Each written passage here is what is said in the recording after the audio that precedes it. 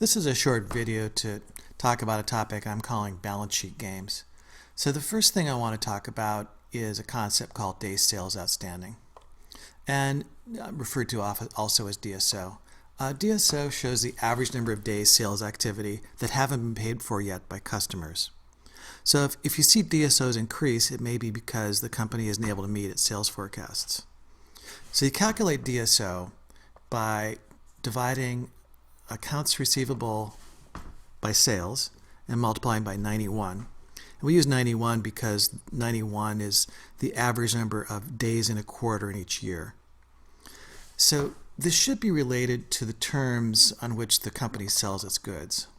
So for example, if a company sells things on a 30-day terms, which is quite common, their customers are supposed to pay them within 30 days. A rational business person would pay no sooner than 30 days. So the best case would be 30 days. And typically you'll see it to be 50 to 60 days because there are always a few slow pay customers. Now the real key is if you see DSOs increase from quarter to quarter.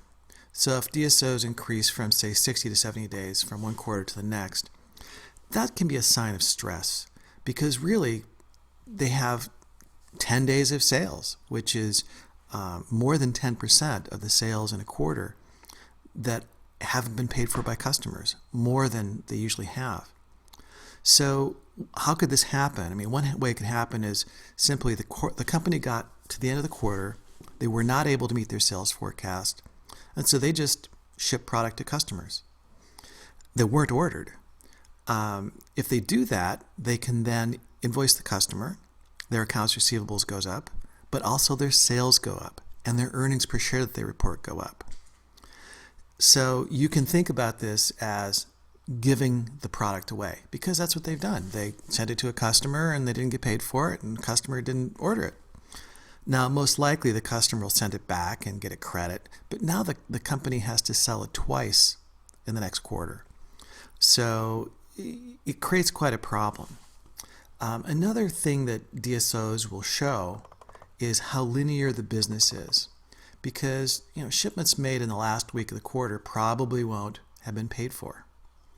And if the company is selling the same amount in each month of the quarter, that's a very healthy business. Most companies have sales bunched toward the end of their quarter. So DSOs can show you how healthy business is and how healthy business conditions are. So the second concept I want to talk about is days cost of goods sold and inventory. So this is the amount of inventory held, and it's related to the sales volume. Now your first thought might be, well, I'm going to use sales and I'm going to use inventory and do some kind of ratio with that. And that's the right idea, but the problem is that inventory isn't kept on the books at retail value, what it's sold at, it's actually kept on the books at cost. So to determine the number of days of sales that are held in inventory, we have to use cost of goods sold in the calculation, not sales. So to calculate days cost of goods sold in inventory, we take inventory divided by cost of goods sold and multiply again by 91. So when days cost of goods sold in inventory is increasing, which you can also think of as inventory turnover declining, that's a sign of a problem. If a retailer has too many goods in inventory, they're probably going to have to mark them down to sell them, and that means profit margins are going to decline in the future. That's a big red flag for a public retailer. You probably want to short the stock if you see that happening. Now, profitability can actually be overstated when inventory is building.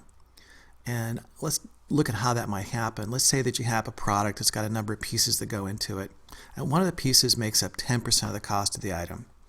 And let's say that you forget to add that cost to your cost of goods sold. And at the same time, to make your books balance, that means you have to leave it in inventory. You don't deduct from your inventory account. Both of those need to happen for your accounting to work. So what happened was cost of goods sold went down. This increased your gross margin and net income. And you also have inventory growing, but the inventory isn't actually there. This physical inventory isn't on your shelves. You might have empty boxes in case the auditor comes by to count how much inventory you have.